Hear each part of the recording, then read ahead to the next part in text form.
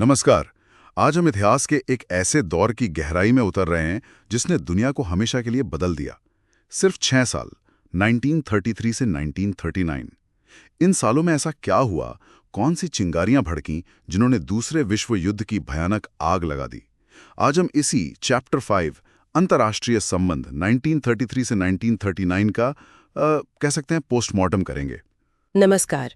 और ये सिर्फ तारीखें और घटनाओं की लिस्ट नहीं है, बल्कि ये वो सबक हैं जो आज भी दुनिया की राजनीति को समझने में बहुत मदद करते हैं, खासकर यूपीएससी एस्पिरेंट्स के लिए। हाँ बिल्कुल।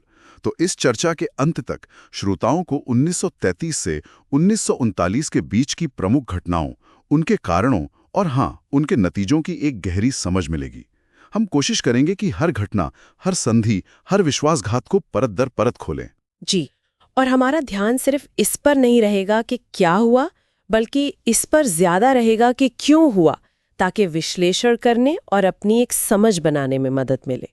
ये दौर दिखाता है कि कैसे आर्थिक दिक्कतें, चरम राष्ट्रवाद और अंतर्राष्ट्रीय समझौतों की अनदेखी दुनिया को एक बड़े विनाश की तरफ धकेल सकती है। तो चलिए पिटारा खोलते हैं। 1933-39 का दौर। शुरुआत कहाँ से करें? वो जो लोकर्णों की भावना थी, शांति और सहयोग वाली, वो कैसे हवा हो गई? और आर्थिक मंदी का असर क्या रहा इस सब पर? देखिए, लोकर्नो स्पिरिट तो धीरे धीरे खत्म होती गई। आर्थिक मंदी ने खासकर जर्मनी में हिटलर जैसी ताकतों को उभरने का मौका दिया, और इस दौर में 3 मुख्य खिलाड़ी उभरते हैं: जापान, इटली और जर्मनी। तीनों ही आक्रामक, राष्ट्रवादी और विस्तारवादी। इन्होंने कैसे अंतर्राष्ट्रीय समझौतों की आपका ये धज्जियां उड़ाई, उस पर हम विस्तार से बात करेंगे। तो कहानी पूरब से शुरू करते हैं, जापान से। उसने चीन के मंचूरिया पर हमला क्यों किया 1931 में? क्या सिर्फ जमीन का टुकड़ा चाहिए था या इसके पीछे और भी कुछ था? हाँ, मंचूरिया 1931 ये राष्ट्रसंघ यानी लीग ऑफ नेशंस की विफलता का पहला बड़ा उदाहरण था। जापान के कई कारण थे। व्यापारिक हित थे, चीन में चियांग काई शेक की सरकार मजबूत हो रही थी, उसका डर था। जापान का उस इलाके में ऐतिहासिक दखल भी था 1890 के दशक से। फिर रूस जापान युद्ध 1904-05 भी हुआ था। और महामंदी का असर भी था, संसाधनों की जरूरत थी। तो राष्ट्रसंघ ने कुछ किया नहीं, बस बातें? निंदा की, एक कमीशन भी भेजा, लिटन कमीशन, जिसने जापान को हमलावर माना, पर जापान ने माना नहीं। उल्टे वो 1933 में राष्ट्रसंघ से ही बाहर निकल गया। कोई ठोस कार्रवाई जैसे सैन्य या कड़े आर्थिक प्रतिबंध नहीं हुए। और ये देखकर हिटलर और मुसोलिनी ने क्या सीखा होगा? यही कि ये संस्था तो कमजोर है, इसकी बात ना मानने पर कुछ खास होता नहीं। समझ गया। तो मंचूरिया एक तरह से ट्रेलर था। बिल्कुल। अब आते हैं यूरोप पर, और यहाँ एंट्री होती है हिटलर की। 1933 में सत्ता में आया। शुरुआत में तो उसने शांति की बातें की, पर जल्द ही अपने असली इरादे जाहिर कर दिए। मार्च 1935, याद रखेगा, मार्च 1935 उसने अनिवार्य सैन्य भर्ती, कंस्क्रिप्शन की घोषणा कर दी। ये तो वर्साय संधि का खुला उल्लंघन था। उसमें तो जर्मनी की सेना पर पाबंदी थी। जी हाँ, सीधा उल्लंघन। सेना को 1 लाख से बढ़ाकर करीब 6 लाख करने का इरादा। ये एक बड़ा कदम था, और इस पर ब्रिटेन, फ्रांस और इटली ने थोड़ी नाराजगी दिखाई। उन्होंने मिलकर स्ट्रेसा, जो उत्तरी इटली में एक जगह है, वहां एक मीटिंग की अप्रैल 1935 में। इसे स्ट्रेसा फ्रंट कहते हैं। Stresa front? तो इसमें क्या तय हुआ? क्या उन्होंने हिटलर को रोकने के लिए कुछ प्लान बनाया? उन्होंने हिटलर के इस कदम की निंदा की, ऑस्ट्रिया की स्वतंत्रता बनाए रखने की बात दोहराई। लगा कि शायद ये तीनों मिलकर जर्मनी को रोकेंगे। लेकिन ये फ्रंट बहुत जल्दी टूट गया, कुछ ही महीनों में। अरे क्यों टूट गया? एकता क्यों नहीं बनी रही? इसकी सबसे बड़ी वजह थी ब्रिटेन की एक हरकत। जून 1935 में, यानी स्ट्रेसा मीटिंग के सिर्फ 2 महीने बाद, ब्रिटेन ने जर्मनी के साथ अकेले ही एक नौसेना समझौता कर लिया, एंग्लो जर्मन नौसेना समझौता। क्या ब्रिटेन ने अकेले ही जर्मनी से फ्रांस और इटली को बिना बताए? ये क्या बात हुई? हाँ, यही हुआ। इस समझौते में ब्रिटेन ने मान लिया कि जर्मनी अपनी नौसेना ब्रिटिश नौसेना के 35% तक बना सकता है, और पनडुब्बियों के मामले में तो ब्रिटेन के बराबर तक। कमाल है। ब्रिटेन ने ऐसा क्यों किया? उसे लगा कि जर्मनी वैसे भी हथियार बना रहा है, तो चलो कोई सीमा ही तय कर दें। कुछ हद तक यही सोच थी। उन्हें लगा कि वर्साय की नौसैनिक शर्तें वैसे भी खत्म हो चुकी हैं, तो जर्मनी को नियंत्रित करने का यही तरीका है। पर उन्होंने फ्रांस और इटली से सलाह नहीं ली। नतीजा, स्ट्रेसा फ्रंट प्रैक्टिकली खत्म हो गया। फ्रांस और इटली को लगा कि ब्रिटेन अपने मतलब के लिए कुछ भी कर सकता है। खासकर मुसोलिनी को इससे एक संदेश मिला। क्या संदेश मिला मुसोलिनी को? उसे लगा कि ब्रिटेन और फ्रांस जर्मनी के खिलाफ उतने गंभीर नहीं हैं और अपने हितों को ज्यादा तरजीह देते हैं। शायद उसे ये भी लगा कि अगर वो भी कुछ आक्रामक करेगा तो ये देश ज्यादा विरोध नहीं करेंगे। और यही हुआ भी। स्ट्रेसा फ्रंट की हवा निकलते ही मुसोलिनी ने अपनी योजना पर अमल करना शुरू कर दिया। कौन सी योजना? एबिसीनिया पर हमला, अक्टूबर 1935, यानी एंग्लो जर्मन समझौते के सिर्फ 4 महीने बाद मुसोलिनी ने इटली की सेना को एबिसीनिया, जो आज का इथियोपिया है, उस पर हमला करने का आदेश दे दिया। अब मुसोलिनी की बारी। एबिसीनिया पर हमला क्यों? क्या वजह थी? कई कारण थे।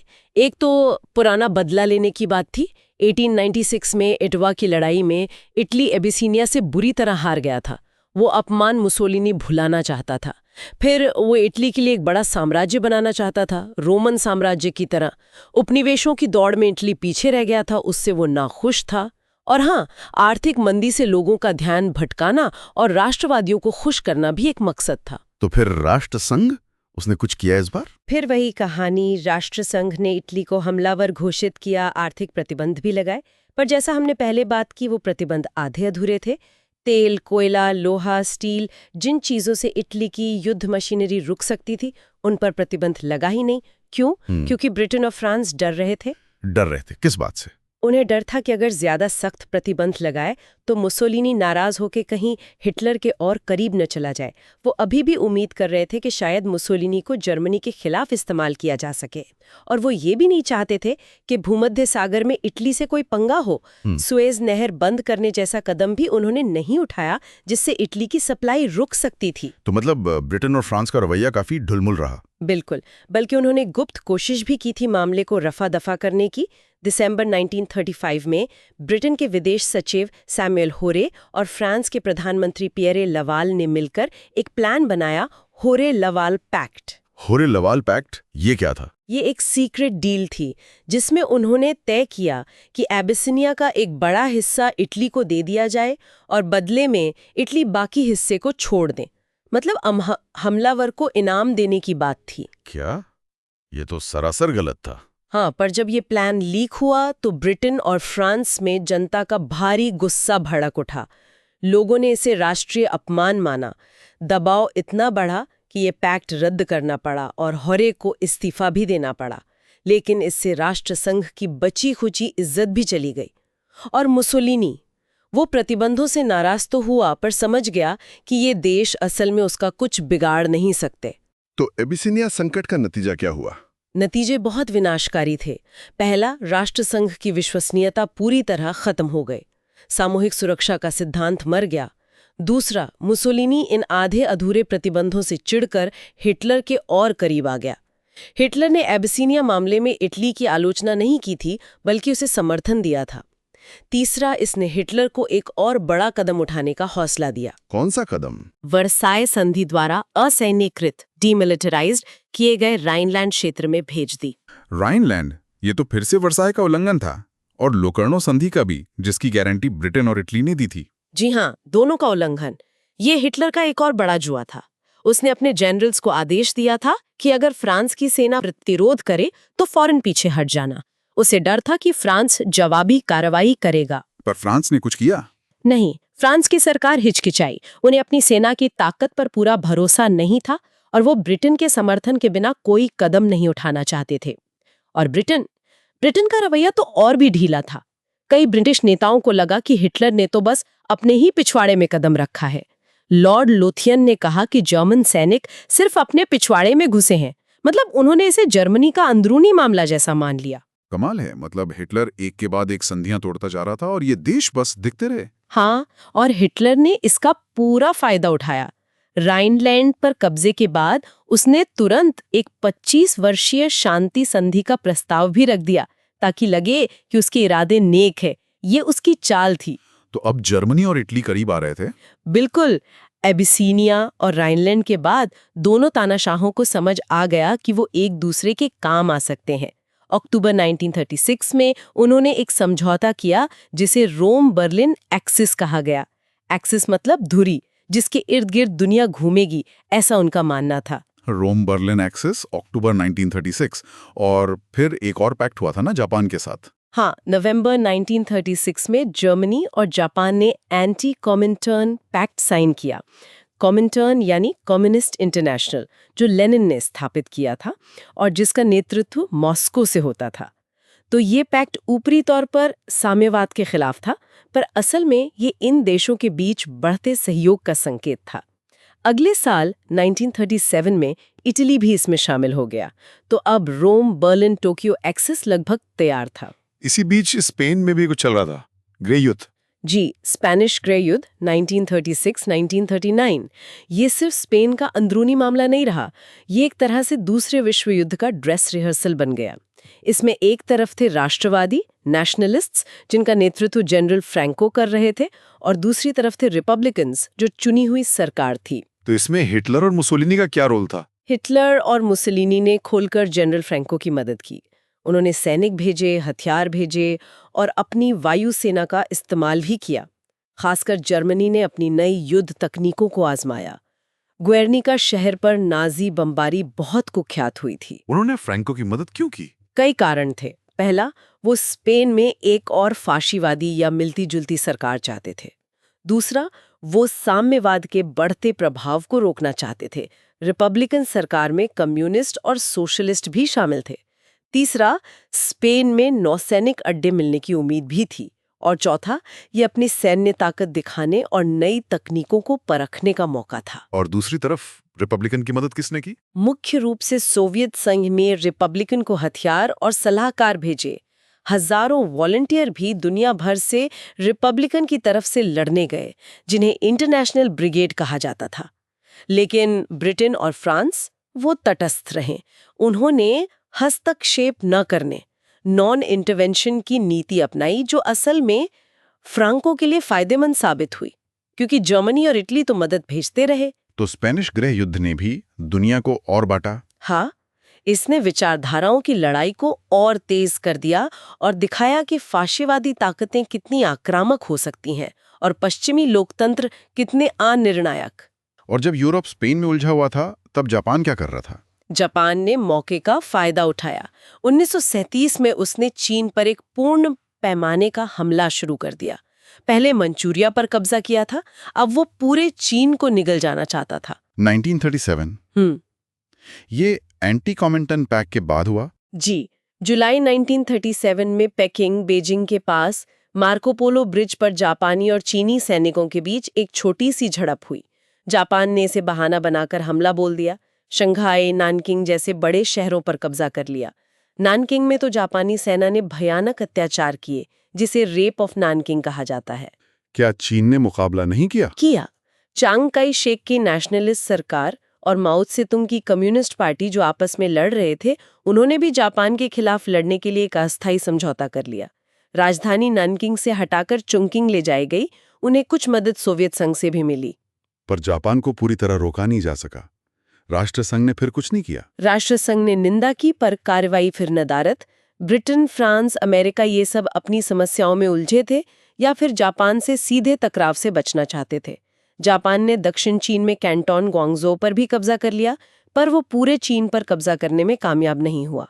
चीन का प्रतिरोध जारी रहा। तो अब यूरोप में वापस आते हैं। 1937-38 तक हिटलर काफी मजबूत हो चुका था। राइनलैंड वापस मिल गया, सेना बन रही थी, इटली और जापान दोस्त बन गए थे। अगला निशाना क्या था? अगला निशाना था ऑस्ट्रिया। हिटलर खुद ऑस्ट्रिया में पैदा हुआ था और उसका हमेशा से सपना था कि ऑस्ट्रिया जर्मनी का हिस्सा बने। वर्साई संधि ने इस पर रोक लगा रखी थी।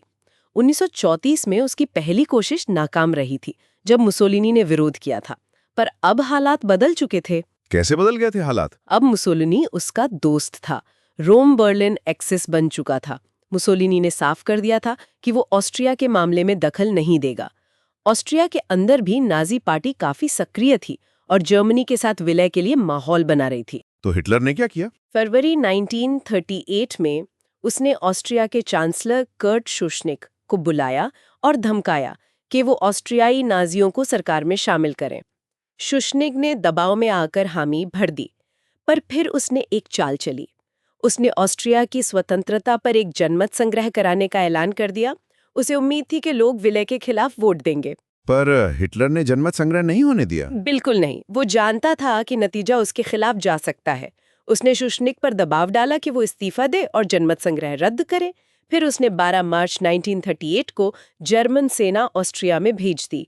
इसे अंशलुस कहा जाता है, जिसका मतलब है विलय या जुड़ना। हालांकि ये जबरदस्ती का विलय था। अंशलुस मार्च 1938। जी। ये हिटलर का अब तक का सबसे बड़ा दांव था शायद। और दुनिया ने क्या किया? दुनिया ने कुछ नहीं किया। ब्रिटेन और फ्रांस ने विरोध तो जाहिर किया, पर कोई कार्रवाई नहीं की। कई लोगों को ये स्वाभाविक भी लगा कि दो जर्मन भाषी देश एक हो रहे हैं। राष्ट्रसंघ तो अब पूरी तरह अप्रासंगिक हो चुका था। ऑस्ट्रिया अब जर्मनी का हिस्सा बन गया, जिसे ऑस्टमार्क कहा जाने लगा। ऑस्ट्रिया के बाद अब किसकी बारी थी? चेकोस्लोवाकिया। हाँ, अगला निशाना चेकोस्लोवाकिया था। ये भी वर्साई संधि से बना एक नया देश था, जिसमें कई अलग अलग राष्ट्रीयताएं थीं। इसमें एक बड़ा जर्मन भाषी अल्पसंख्यक समूह भी था, करीब 30-35 लाख लोग, जो सुडेटनलैंड नाम के इलाके में रहते थे।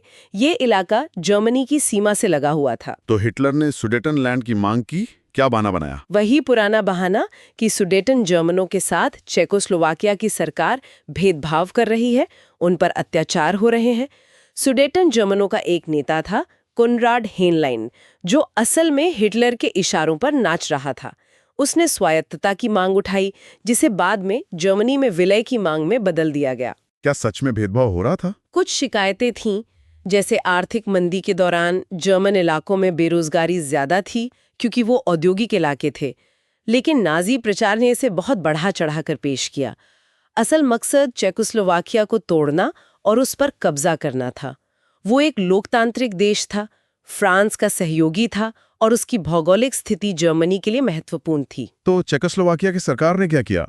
क्या फ्रांस और ब्रिटेन ने मदद की? चेक राष्ट्रपति एडवर्ड बेनेश को डर था कि हिटलर हमला कर देगा। उन्होंने कुछ रियायतें देने की कोशिश की, पर हेनलिन मांगे बढ़ाता गया। फ्रांस का चेकोस्लोवाकिया के साथ संधि थी, पर फ्रांस खुद ब्रिटेन के बिना कुछ करने से हिचक रहा था। और ब्रिटिश प्रधानमंत्री नेविल चेम्बरलेन अब शांति बनाए रखने के लिए किसी भी हद तक जाने को तैयार थे। वो हिटलर से बात करने गए। चेम्बरलेन हिटलर से मिलने गए हैं? कहाँ? हाँ, सितंबर 1938 में चेम्बरलेन 3 बार हिटलर से मिलने जर्मनी गए। पहली बार बर्च टेस गार्डन में। वहां हिटलर ने कहा कि अगर सुडेटनलैंड जर्मनी को दे दिया जाए तो शांति हो सकती है। चेम्बरलेन वापस आए, फ्रांस को मनाया और फिर दोनों ने मिलकर चेकोस्लोवाकिया पर दबाव डाला कि वो ये इलाके जर्मनी को सौंप दे। चेकोस्लोवाकिया मान गया? भारी दबाव में। हाँ, बेनेश मान गए। चेम्बरलेन फिर हिटलर से मिलने गॉडेसबर्ग गए, ये बताने कि चेक मान गए हैं। पर अब हिटलर ने अपनी मांगे और बढ़ा दी। उसने कहा कि उसे और इलाके चाहिए और जर्मन सेना तुरंत उन इलाकों में दाखिल होगी। ये तो धोखा था। अब क्या हुआ? अब चेम्बरलेन भी चौंक गए। चेक सरकार ने अब इनकार कर दिया और अपनी सेना को लामबंद कर दिया। लगा कि युद्ध अब होकर रहेगा।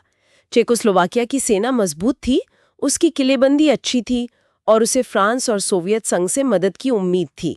सोवियत संघ ने कहा था कि अगर फ्रांस मदद करेगा तो वो भी करेगा। लेकिन युद्ध नहीं हुआ, फिर वो म्यूनिख समझौता हुआ। हाँ, जब लगा कि युद्ध बस शुरू ही होने वाला है तो मुसोलिनी ने एक सम्मेलन का प्रस्ताव रखा। हिटलर मान गया और उसने चेम्बरलेन, फ्रांस के प्रधानमंत्री डालाडेर और मुसोलिनी को 29 सितंबर 1938 को म्यूनिख बुलाया। म्यूनिख सम्मेलन 29 सितंबर 1938। इसमें क्या तय हुआ और क्या चेकोस्लोवाकिया को बुलाया गया था? नहीं, यही तो सबसे शर्मनाक बात थी।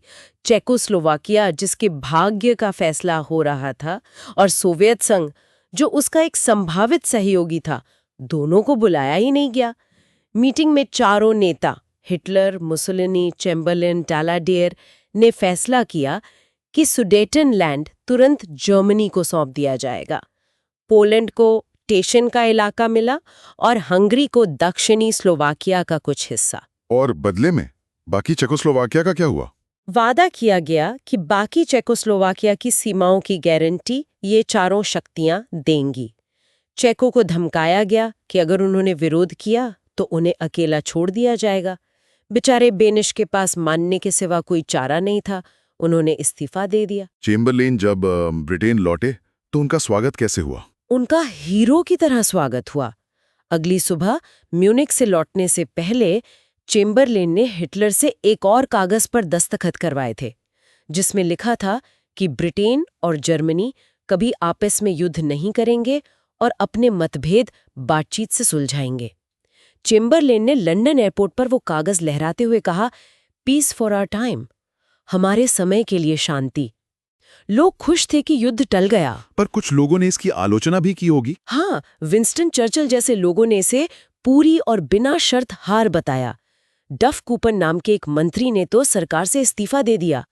उन्हें पता था कि ये शांति टिकाऊ नहीं है। और वो सही साबित हुए। म्यूनिख के सिर्फ 6 महीने बाद ही हिटलर ने अपना वादा तोड़ दिया। बिल्कुल। मार्च 1939 हिटलर ने चेकोस्लोवाकिया के बाकी हिस्से को भी निगल लिया। उसने पहले स्लोवाकिया को उकसाया कि वो अपनी स्वतंत्रता घोषित कर दे। फिर उसने चेक राष्ट्रपति एमएल हाचा को बर्लिन बुलाया और उन्हें धमकाकर एक दस्तावेज पर हस्ताक्षर करवा लिए कि बोहीमिया और मुराविया चेक इलाके जर्मनी के संरक्षण प्रोटेक्टोरेट में आ रहे हैं। 15 मार्च 1939 को जर्मन सेना प्राग में दाखिल हो गई। चेकोस्लोवाकिया का अंत हो गया। ये तो सरासर धोखा था। अब तो चेम्बरलेन को समझ आ गया होगा। हाँ, अब चेम्बरलेन और पूरी दुनिया को समझ आ गया कि हिटलर के वादों का कोई भरोसा नहीं। म्यूनिख में जो थोड़ी बहुत उम्मीद बंधी थी वो टूट गई। तुष्टीकरण की नीति, अपीजमेंट, अब पूरी तरह बदनाम हो चुकी थी। ब्रिटेन और फ्रांस का रवैया अब सख्त होने लगा था। चेकोस्लोवाकिया के बाद हिटलर का अगला निशाना कौन था? पोलैंड। हाँ, पोलैंड। चेकोस्लोवाकिया को खत्म करने के तुरंत बाद मार्च 1939 में ही हिटलर ने लिथुआनिया से मेमोल का बंदरगाह छीन लिया, जहां जर्मन आबादी रहती थी। फिर उसने पोलैंड की तरफ रुख किया। उसने पोलैंड से डैंजिंग शहर की मांग की। डैंजिंग वर्साय संधि के तहत एक स्वतंत्र शहर बनाया गया था, पर वो पोलिश कॉरिडोर के जरिए पोलैंड से जुड़ा था और जर्मनी से कटा हुआ था। हिटलर डैंजिंग वापस चाहता था और पोलिश कॉरिडोर से होते हुए एक सड़क और रेल लाइन का अधिकार भी। क्या ये मांगे बहुत ज्यादा थी? देखा जाए तो सुडेटनेलैंड की मांग से शायद कम ही अनुचित थी, क्योंकि डैंजिंग की आबादी मुख्यतः जर्मन थी। लेकिन अब समय बदल चुका था। चेकोस्लोवाकिया के हश्र को देखकर पोलैंड डर गया था। उसे लगा कि अगर वो डैंजिंग पर झुका तो हिटलर और मांगे करेगा। और ब्रिटेन और फ्रांस ने क्या किया? चेकोस्लोवाकिया के विनाश से सबक लेकर ब्रिटेन ने और फिर फ्रांस ने भी मार्च 1939 में पोलैंड को एक तरफा सुरक्षा की गारंटी दे दी। मतलब, अगर पोलैंड की स्वतंत्रता पर हमला हुआ तो ब्रिटेन और फ्रांस उसकी मदद करेंगे। तो पोलैंड ने हिटलर की मांगे ठुकरा दी? हाँ, पोलैंड ने इनकार कर दिया। उन्हें ब्रिटिश गारंटी से हौसला मिला था। विदेश मंत्री कोलोनल बेक को डर था कि बातचीत का मतलब दूसरा म्यूनिख होगा। हिटलर इस इनकार से आग बबूला हो गया। उसने पोलैंड पर हमले की तैयारी का आदेश दे दिया। लेकिन हिटलर को एक चिंता थी। अगर उसने पोलैंड पर हमला किया और ब्रिटेन फ्रांस ने युद्ध छेड़ दिया तो उसे 2 मोर्चों पर लड़ना पड़ सकता था।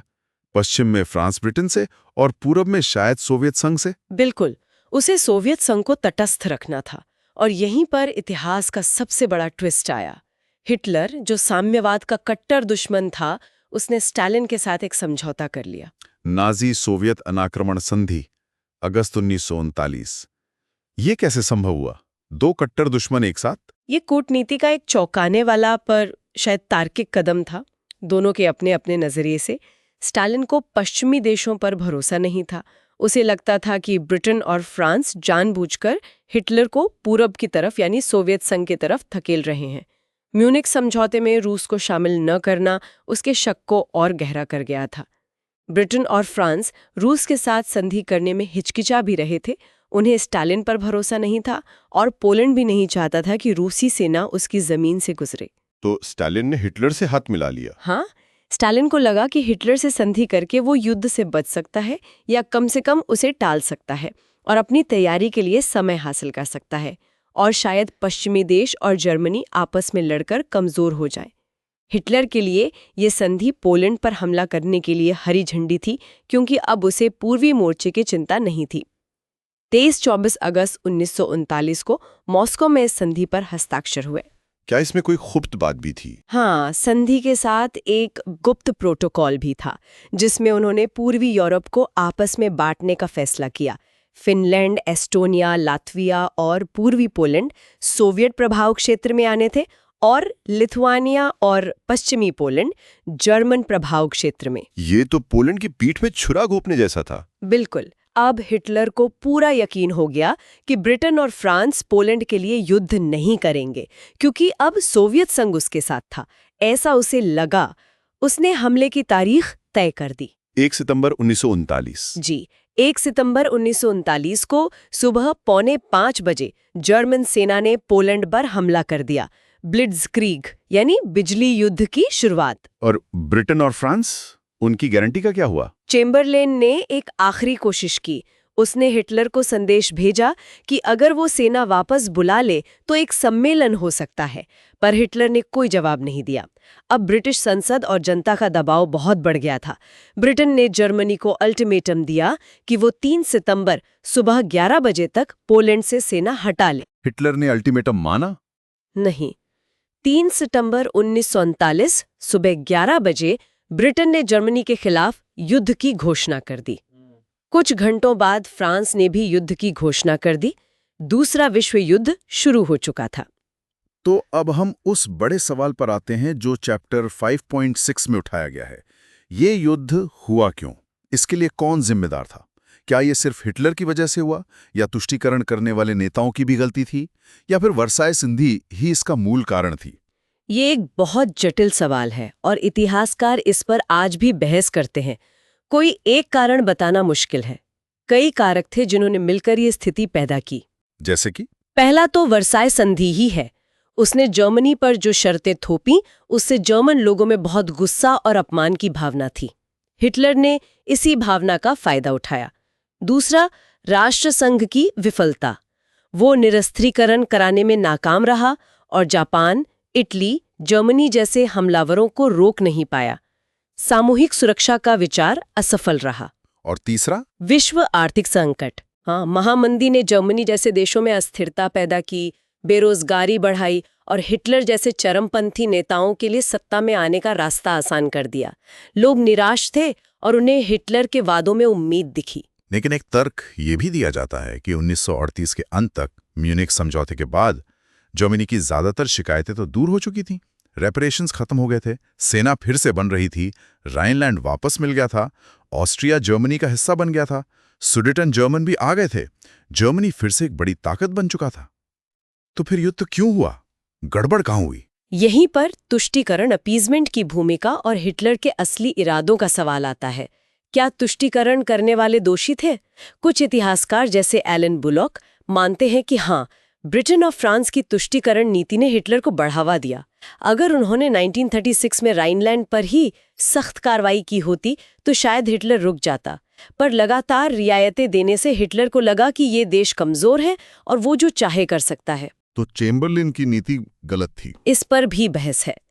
चेम्बरलेन के आलोचक कहते हैं कि उसने गलत मुद्दे पर यानी पोलैंड पर स्टैंड लिया। डेंजिग की मांग शायद सुडेटनलैंड से ज्यादा वाजिब थी और पोलैंड की रक्षा करना चेकोस्लोवाकिया की रक्षा करने से ज्यादा मुश्किल था। उन्हें म्यूनिख में ही हिटलर को रोकना चाहिए था। लेकिन चेम्बरलेन के बचाव में भी तर्क दिए जाते हैं। कुछ इतिहासकार जैसे जॉन चार्मिली या रॉबर्ट सेल्फ कहते हैं कि चेम्बरलेन के पास ज्यादा विकल्प नहीं थे। ब्रिटेन युद्ध के लिए तैयार नहीं था, खासकर वायुसेना कमजोर थी। म्यूनिख समझौते से उसे अपनी तैयारी के लिए 1 साल का कीमती समय मिल गया। वो शांति बनाए रखने की पूरी कोशिश कर रहा था, पर हिटलर एक सामान्य नेता नहीं था जिसके साथ तर्क या समझौते काम करते। और फ्रांस का क्या रोल था? क्या वो भी उतना ही जिम्मेदार था? वो जर्मनी से ज्यादा खतरा महसूस करता था, पर आंतरिक राजनीतिक अस्थिरता और ब्रिटेन पर निर्भरता के कारण वो ज्यादा दृढ़ कदम नहीं उठा पाया। लुई बार्थू जैसे कुछ नेताओं ने हिटलर के खिलाफ गठबंधन बनाने की कोशिश की थी, पर उनकी हत्या हो गई। बाद में फ्रांस काफी हद तक ब्रिटिश नीति के पीछे ही चलता रहा। रिचर्ड ओवरी जैसे इतिहासकार मानते हैं कि युद्ध का फैसला अंततः ब्रिटेन और फ्रांस ने लिया, क्योंकि उन्हें लगा कि अब हिटलर को न रोका गया तो यूरोप में शक्ति संतुलन पूरी तरह बिगड़ जाएगा और उनकी अपनी प्रतिष्ठा और हित खतरे में पड़ जाएंगे। एक और खिलाड़ी था, सोवियत संघ। क्या यूएसएसआर ने युद्ध को अवश्यंभावी बना दिया, जैसा कि कुछ लोग कहते हैं, खासकर वो नाजी सोवियत पैक्ट करके? हाँ, सोवियत संघ की भूमिका पर भी सवाल उठते हैं। अगर स्टालिन हिटलर से संधि करने के बजाय ब्रिटेन और फ्रांस से समझौता कर लेता तो शायद हिटलर पोलैंड पर हमला करने की हिम्मत न करता। लेकिन जैसा हमने बात की, स्टालिन को पश्चिमी देशों पर भरोसा नहीं था और वो भी अपने लिए समय चाहता था। रूसी इतिहासकार तर्क देते हैं कि संधि ने यूएसएसआर को 1941 में होने वाले जर्मन हमले के लिए तैयार होने का मौका दिया। तो ये कहना मुश्किल है कि सिर्फ स्टालिन दोषी था। तो क्या सारी जिम्मेदारी फिर हिटलर पे ही आती है? क्या वही मुख्य दोषी था? युद्ध के दौरान और उसके तुरंत बाद आम सहमति यही थी कि हाँ, हिटलर ही मुख्य रूप से जिम्मेदार था। उसके इरादे सिर्फ वर्साय को पलटना या जर्मनों को इकट्ठा करना नहीं थे। पोलैंड पर हमला सिर्फ डेंजिग नहीं बल्कि पूरे देश पर कब्जा दिखाता है कि वो विस्तार चाहता था। ह्यू ट्रेवर रोपर और मार्टिन गिलबर्ट जैसे इतिहासकार मानते हैं कि हिटलर शुरू से ही एक बड़ा युद्ध चाहता था।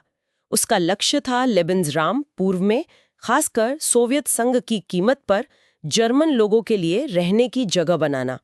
साम्यवाद और यहूदी बोल्शेविज्म से उसकी नफरत का मतलब था कि सोवियत संघ से युद्ध अनिवार्य था। पोलैंड का विनाश सिर्फ पहला कदम था।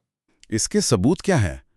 क्या हिटलर ने ये बातें कहीं लिखी थी? हाँ, उसके इरादे, उसकी किताब माइन काम्फ, मेरा संघर्ष, उसकी एक और सीक्रेट बुक जो 1928 के आसपास लिखी गई, और नवंबर 1937 की एक गुप्त मीटिंग के नोट्स, जिसे हॉसबाक मेमोरेंडम कहते हैं, उसमें साफ जाहिर होते हैं। इन सब में विस्तारवादी युद्ध की बातें हैं। इस थियरी के हिसाब से तुष्टीकरण युद्ध का कारण नहीं था, उसने सिर्फ हिटलर की मदद की।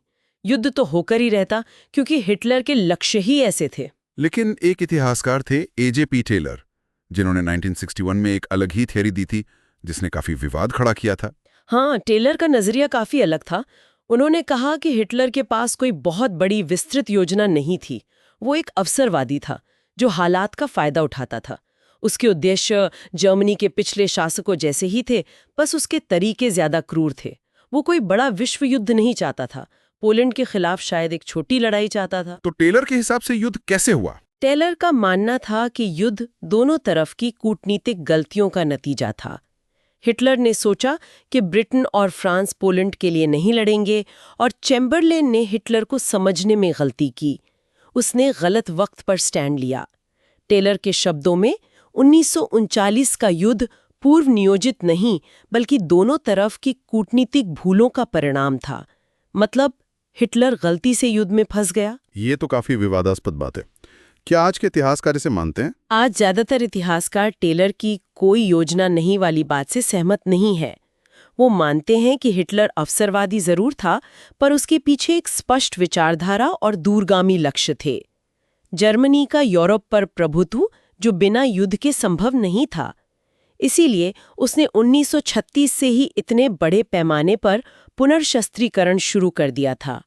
नील ग्रेगोर जैसे इतिहासकार इसे विनाश का नस्ली युद्ध कहते हैं, जिसका निशाना यहूदी, स्लाव और साम्यवाद थे।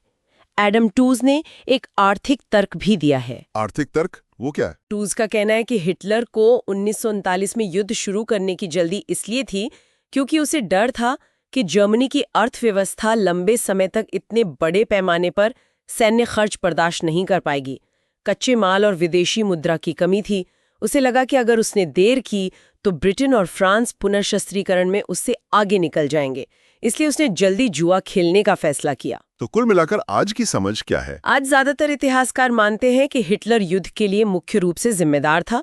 शायद वो ब्रिटेन और फ्रांस से सीधा युद्ध नहीं चाहता था, पर वो ये समझने में नाकाम रहा कि पोलैंड पर हमला उनके लिए आखिरी सीमा होगी। जैसा कि इयान केरशा ने कहा है, हिटलर हमेशा से जानता था कि जर्मनी का भविष्य युद्ध से ही तय होगा। ये नाजी व्यवस्था का सार था। सवाल सिर्फ समय और दिशा का था। तो ये थी 1933 से 1939 तक की कहानी, जिसने दुनिया को दूसरे विश्व युद्ध में ढकेल दिया। अब अगर हम मुख्य बातों को संक्षेप में दोहराएं। जरूर। पहली बात 1933-39 का दौर। आक्रामक राष्ट्रवाद, खासकर जापान, इटली और जर्मनी में आर्थिक समस्याओं और अंतर्राष्ट्रीय समझौतों के लगातार उल्लंघन का दौर था। इसने दूसरे विश्व युद्ध की नींव रखी। दूसरी बात, राष्ट्र संघ, लीग ऑफ नेशंस और सामूहिक सुरक्षा, कलेक्टिव सिक्योरिटी का विचार पूरी तरह विफल रहा। वो मंचूरिया, एबिसीनिया और जर्मन पुनर्शस्त्रीकरण जैसे संकटों को रोकने में नाकामयाब रहा। तीसरी, हिटलर ने वर्साई संधि को तोड़ने, ऑस्ट्रिया का विलय करने और चेकोस्लोवाकिया को नष्ट करने में चालाकी और बल दोनों का इस्तेमाल किया। इसमें ब्रिटेन और फ्रांस की तुष्टीकरण नीति ने अनजाने में ही सही उसकी मदद की। चौथी, तुष्टीकरण के पीछे युद्ध का डर, जर्मनी के प्रति कुछ सहानुभूति, साम्यवाद का भय और सैन्य तैयारी की कमी जैसे कई कारण थे। लेकिन नतीजा ये हुआ कि इसने हिटलर को और आक्रामक बना दिया। पांचवी, म्यूनिख समझौता सितंबर 1938 शांति लाने में असफल रहा। हिटलर ने मार्च 1949 में चेकोस्लोवाकिया पर कब्जा करके अपना वादा तोड़ दिया, जिससे तुष्टीकरण का अंत हो गया। छठी बात, रूस जर्मन अनाक्रमण संधि अगस्त 1939 ने हिटलर को पोलैंड पर हमला करने का रास्ता साफ कर दिया। उसे लगा कि अब ब्रिटेन और फ्रांस हस्तक्षेप नहीं करेंगे। सातवीं, 1 सितंबर 1939 को जर्मनी के पोलैंड पर आक्रमण के बाद ब्रिटेन और फ्रांस ने 3 सितंबर को जर्मनी के खिलाफ युद्ध की घोषणा कर दी। और आठवीं और आखिरी बात, युद्ध के लिए जिम्मेदारी पर बहस जारी है, लेकिन अधिकांश इतिहासकार हिटलर की विस्तारवादी महत्वाकांक्षाओं, विशेषकर लेबेन्सराम और युद्ध के प्रति उसकी प्रतिबद्धता को मुख्य कारण मानते हैं। हालांकि तुष्टीकरण, वर्साई संधि, आर्थिक संकट और राष्ट्रसंघ की विफलता जैसे अन्य कारकों ने भी महत्वपूर्ण भूमिका निभाई।